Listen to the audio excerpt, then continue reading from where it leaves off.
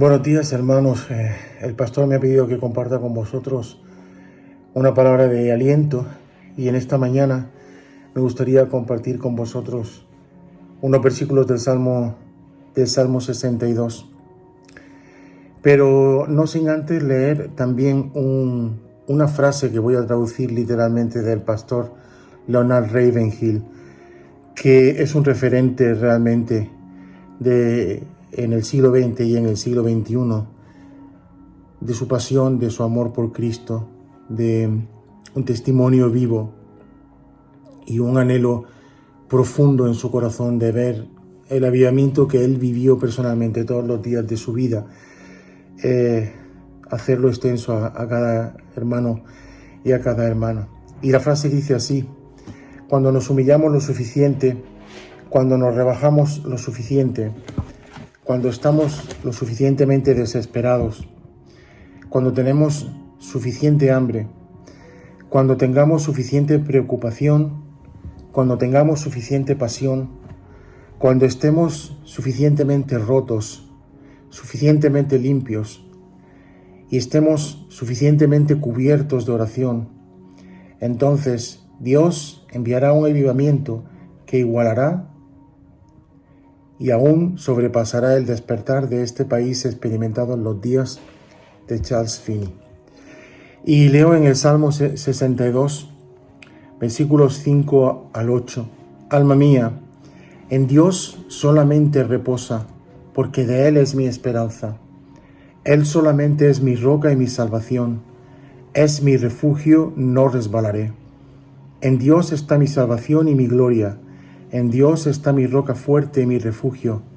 Esperad en Él en todo tiempo, oh pueblos, derramad delante de Él vuestro corazón. Dios es nuestro refugio. Y mi pregunta es, ¿dónde hallamos nosotros refugio?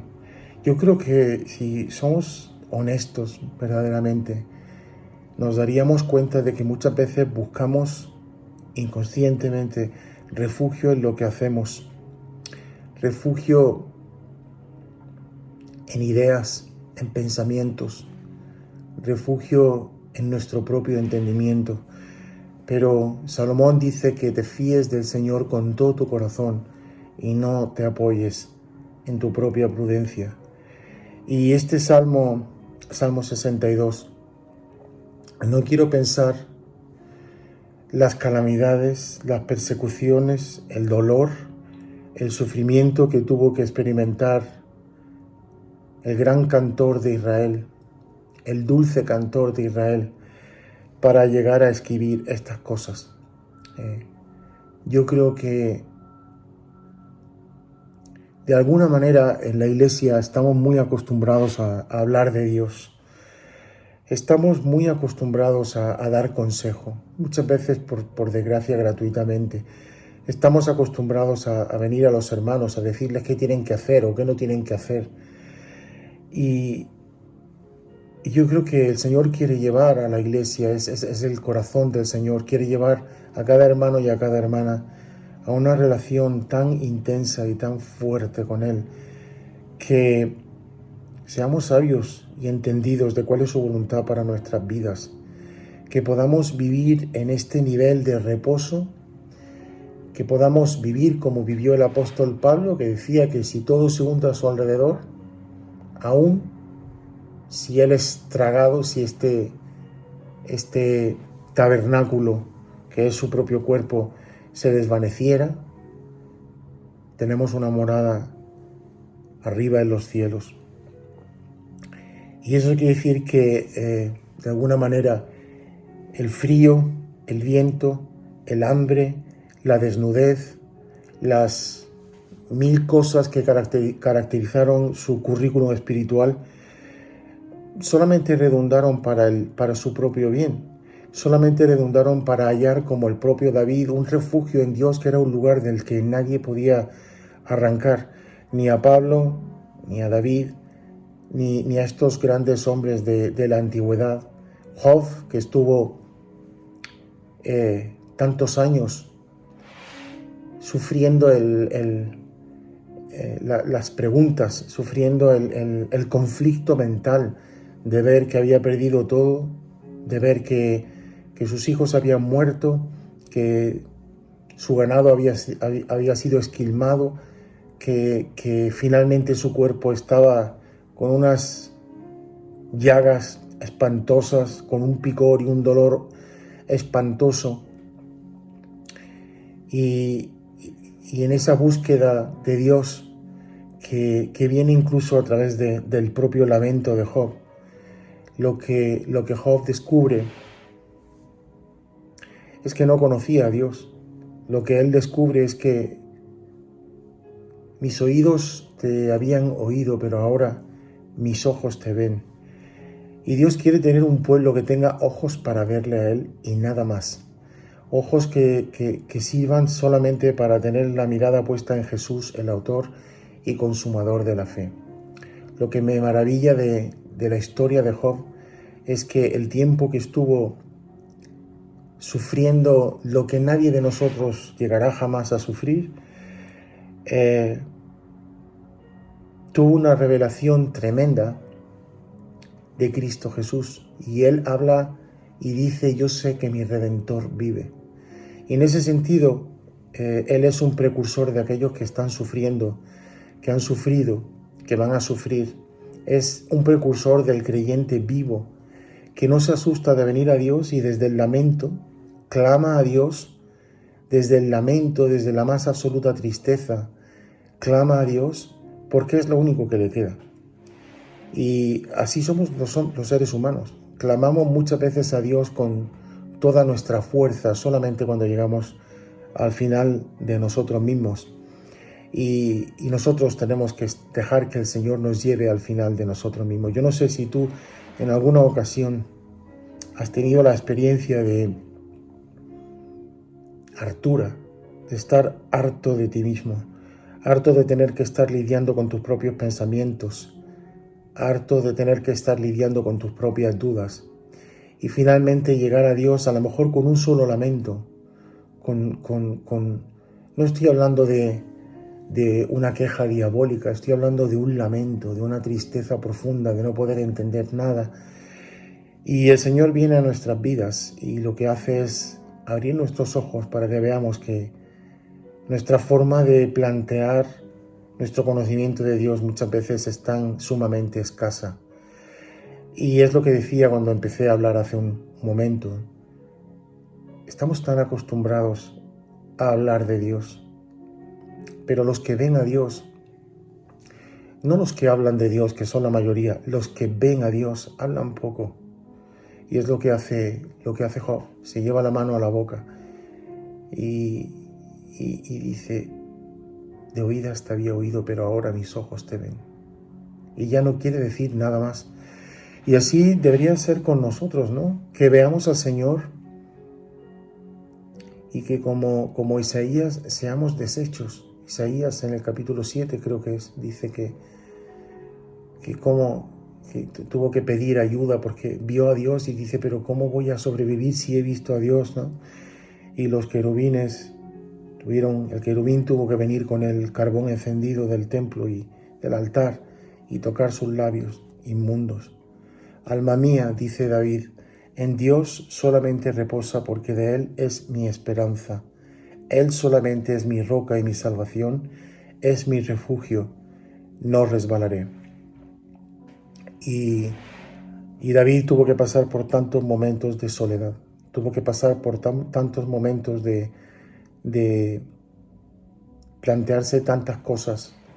De entrada se supone que siendo el menor de tantos hermanos, pues era el que posiblemente menos atención recibía de parte de su familia, lo cual de alguna manera lo demuestra la Escritura, ¿no? Cuando dice que cuando Saúl fue a ungirlo por rey, él ni siquiera estaba con sus hermanos porque estaba pastoreando a las ovejas en las afueras de Belén. Y cuando Samuel va a ungir uno por uno y ya no queda ninguno más, dice: pero es que no queda otro más. Y finalmente tienen que llamarlo, porque ni siquiera lo consideraban digno de que pudiera ser ungido, ¿no? Pero él es ungido y es ungido para la sepultura, como el Señor. Y así es un tipo del Señor. Nosotros queremos la unción muchas veces para dar saltos, sí, para proclamar que de nuestro interior correrán ríos de agua viva. Pero los ríos de agua viva empiezan primero con las lágrimas, con el aislamiento, con la soledad. Y el verdadero hombre de Dios, no va a estar exento de la soledad. No vas a encontrar a un hombre de Dios que ame a Dios con todo su corazón, con toda su alma y con todas sus fuerzas, que no haya experimentado primero el quebranto y la soledad. Y una vez me dijo un pastor, y yo lo estaba pasando muy mal porque teníamos muchos problemas en la iglesia, no veíamos salida de ninguna parte y algo que suele suceder con, desgraciadamente, mucha frecuencia en la iglesia es que los pastores son el blanco de todo tipo de escarnio y son el blanco de todo tipo de crítica y muchas veces el sufrimiento es realmente imposible de llevar a menos que el Señor te dé la gracia para ello.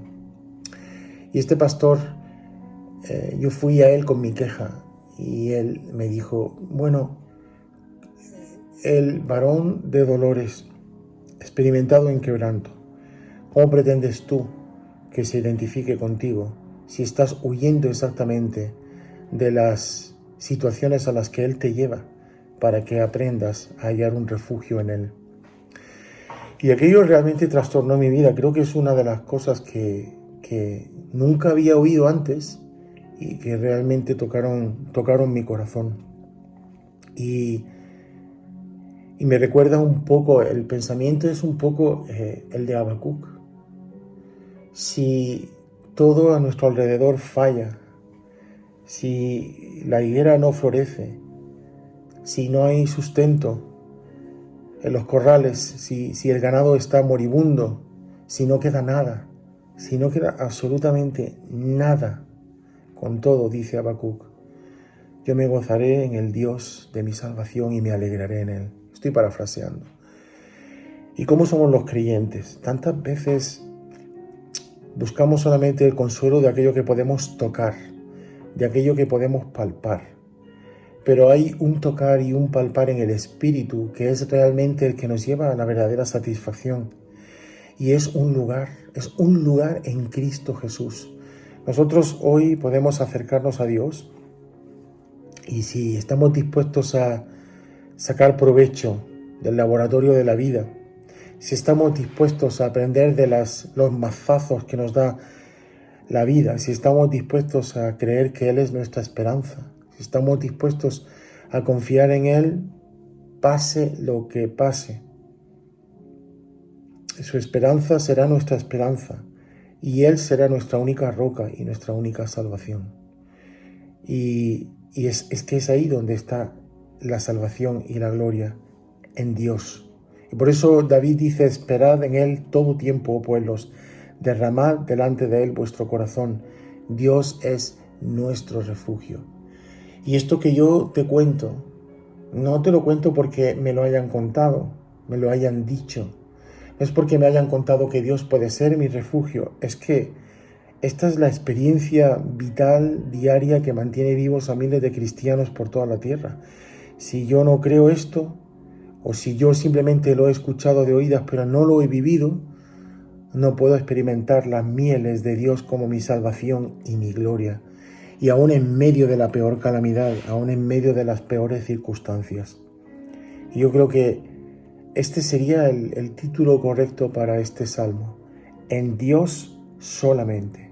Yo creo que lo que David vivió fueron días horribles, días de preservar el ganado del oso, del león, días de enfrentar la soledad, el miedo, de estar metido en una batalla que no sabía realmente si tenía mucho o poco sentido. Luego tuvo que estar luchando contra Goliat, tuvo que sufrir la traición más espantosa. El rey a quien él amaba profundamente lo trata de matar en el palacio con una lanza y tiene que estar huyendo. Y desde el día en que Samuel lo unge como rey de Israel hasta el día que llega al trono, son 20 años de tener que estar luchando, persiguiendo, corriendo por los desiertos, en fin, un sinfín de circunstancias muy, muy, muy complicadas, por decirlo finamente. Lo mismo le pasó a José, que se sabe que como mínimo estuvo 14 años en la cárcel por causa de un delito que no cometió, antes de que finalmente fuera liberado y fuera puesto en alto por el faraón. Y yo creo que estas experiencias nos tienen que servir para que entendamos que nuestra alma tiene que llegar a un punto de desesperación, tiene que llegar a un punto donde lo único que nos queda es Dios, lo único que nos queda es Dios, lo único que tenemos es su palabra, es nuestra fe en Él y Él como nuestro refugio, ¿no? Y así es como Él llega a decir en un momento dado: Dios mío, ¿por qué me has desamparado? Que son las mismas palabras del Señor en la cruz. Entonces, a veces es nuestro clamor, es el clamor, no con estas mismas palabras de Job,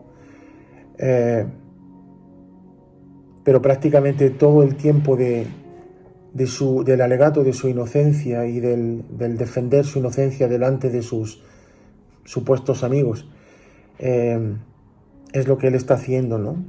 Está diciendo: pero ¿por qué me has desamparado? Y finalmente Dios no solamente no le condena por esto, sino que le dice que ore por sus amigos. Y estoy agradecido a Dios que plasmó este texto en la palabra, en el libro de Job, y que Job no cedió a lo que le pedían sus supuestos amigos, ¿no? Tienes que admitir que has pecado y tienes que admitir que todo esto te ha venido porque has pecado. Yo creo que a David le vinieron muchas, la gran parte de las dificultades y de las miserias que tuvo que enfrentar, le vinieron sencillamente por estar viviendo en la perfecta voluntad de Dios. Y nosotros muchas veces corremos por un camino que nos replanteamos nuestra propia espiritualidad. ¿Cómo me atrevo de venir a Dios y de traerle mi queja? ¿Cómo me atrevo de venir a Dios y de traerle mi dolor? Y no es una cuestión intelectual ni teológica, pero nuestro Dios es un Dios que cuando se hace hombre nos dice: aprended de mí y tomad mi yugo, aprended de mí que soy humilde y manso de corazón. Y su yugo es fácil, porque Él está esperando que yo le lleve mi carga. Mi carga, yo tengo miles de cargas. Creo que una de las cargas principales es mi propio hijo. Creo que mi hijo me ha producido el clamor y el desgarro en el alma más profundo que ha podido jamás salir de mi corazón. Y vengo a Él con muchas preguntas, vengo a Él con dudas, vengo a Él con muchas veces con una tristeza grande porque cuando nosotros nos casamos dijimos que no tendríamos hijos que no fueran para la gloria de Dios. Y ahora ver su vida, la verdad que es que nos parte del corazón, porque no está sirviendo a Dios, no ama a Dios, y de hecho está huyendo totalmente de Dios. Y no tengo una respuesta, y creo que es la oración más recurrente en nuestras vidas, que todavía siguen sin tener una respuesta, pero yo creo que Dios la va a dar en su momento. Y yo me puedo acercar a Él y le puedo traer el sufrimiento de ver a mi hijo apartado, le puedo traer a Él el sufrimiento de ver a mi hijo caminando por donde a Él le da la gana, no por donde Dios quiere, ¿no? Y tantas situaciones. Estoy seguro de que en la Iglesia del Camino hay mucha gente que está sufriendo pérdidas, mucha gente que está sufriendo grande dolor por situaciones en la familia, enfermedades severas. Me viene a la cabeza mi amado hermano Boli y su familia, Señor, y la verdad es que cómo clamamos, ¿no? Que Dios pueda llevarnos a ese punto donde podamos decir como a David: en Dios solamente está acallada mi alma. Pero necesitamos pasar por todo esto. Si no pasamos por todo esto, no podemos conocer el reposo que solamente hallamos en Dios y en su presencia. Y yo sé que este mini mensaje no es en absoluto teológico, y teológicamente se podría coger con pinzas, en el sentido de que es muy, muy de experiencia. Pero yo no quiero realizarme con un ser teológico del que me hablan terceros. Yo quiero tener una experiencia con el Dios vivo y verdadero. Yo no he dado mi vida para que alguien me hable de Dios, sino para poderlo vivir yo personalmente, para poder conocer al Señor yo personalmente. Y si poderlo conocer significa tener que pasar por el proceso de la lucha, el conflicto, la pérdida, el miedo, la soledad, el temor, el robo, el latrocinio, el vilipendio, venga lo que venga, que venga lo que venga, pero que podamos sacar provecho de cada circunstancia en nuestras vidas, en este momento y en esta hora, para cumplir su propósito, y que Él cuando nos mire, que Él cuando venga, Él no tenga que lamentarse. Cuando Él dice, cuando venga el Hijo del Hombre, ¿hallará fe en la tierra? La verdadera fe, hermano, no es dejar de lamentar. Si lamentas, es porque crees en Dios. Es porque crees que Él está ahí. Es porque crees que aunque Él está en silencio, en un momento dado Él va a salir de la nube y va a revelar su rostro, como hizo con Job y como ha hecho con tantos hijos suyos a lo largo de la historia, conmigo incluido. Pero si somos de los que nos venimos abajo cuando Dios se esconde detrás de la nube, tenemos un grave problema. Por favor, abrir la palabra, leer el Salmo 62. Si podéis echar un vistazo a la vida de Job, este es un buen momento. La maravilla del libro de Job es que después de las diatribas de los amigos de Job, y gracias a Dios que Job no cedió cuando le dijeron, has pecado. Delante de ellos podía realmente defender su inocencia, porque lo era, como precursor del Señor que vendría después, del Redentor del que él hablaría un poco más adelante. La cuestión es que él vino a Dios y no cejó en su empeño de traer su queja, su dolor delante de Dios. Nosotros a veces se nos ha dicho, no nos quejemos. David se quejó delante de Dios y clamó a Dios desde el más absoluto dolor, desde la incertidumbre, desde la falta de entendimiento, del no poder comprender por qué le estaban pasando las cosas que le estaban pasando. Pero sin que él se diera cuenta siquiera, Dios estaba obrando de una manera maravillosa, porque experimentó la misericordia, la gesed de Dios a un nivel que, teniendo en su mano la vida de su archienemigo, le perdonó la vida. Y cumple así uno de los aspectos importantísimos por los que Él es un tipo de Cristo, aquel que nos dice que amemos a nuestros enemigos. Y ¿cómo podemos perdonar? ¿Cómo podemos amar? No lo sé. Esto no está en el ámbito de la teología, esto está en el ámbito de la vida real, de la vida práctica. Y se puede vivir perdonando a los enemigos, Él lo hizo. Y ni siquiera era consciente. Para sus discípulos y los que estaban con él, el grupo que le seguía, no podían comprender cómo no se había molestado en siquiera quitarle la vida al rey que le estaba amargando la vida desde tantos años atrás. Y no lo hizo. Pero así nosotros.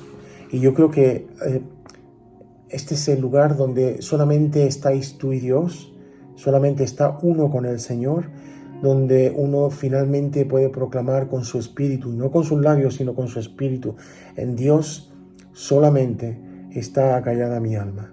En Dios solamente está acallada mi alma. Si te das cuenta, no he mencionado coronavirus, no he mencionado tiempo de reclusión.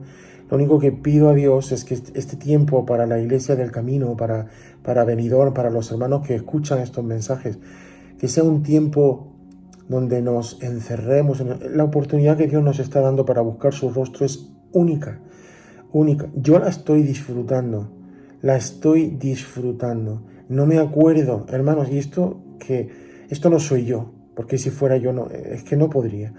No recuerdo ni echo de menos los días en los que hemos entrado y hemos salido como hemos querido.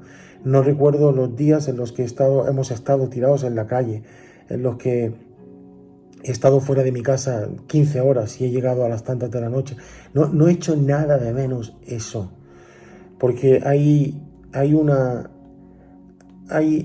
caricia en ese tiempo a solas con Dios que seduce, que atrae, que una vez que la has experimentado ya no la quieres soltar por nada de este mundo.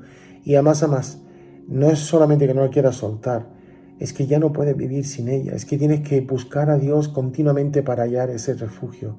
Y a veces pasar por etapas como las que estoy hablando, en las que Dios no se muestra, no se revela, pues tienes que seguir esperando. Y si tiene que salir el lamento del corazón, que salga el lamento del corazón, que no tengamos miedo de venir a Dios y de traerle nuestra negatividad, venimos a Dios y sí estamos acostumbrados a traer nuestros pecados, pero parte de todo el pack es mucho más que eso. Es mucho más que eso. Si yo voy en yugo con Él, quiere decir que Él no se asusta de lo negativo que yo pueda ser.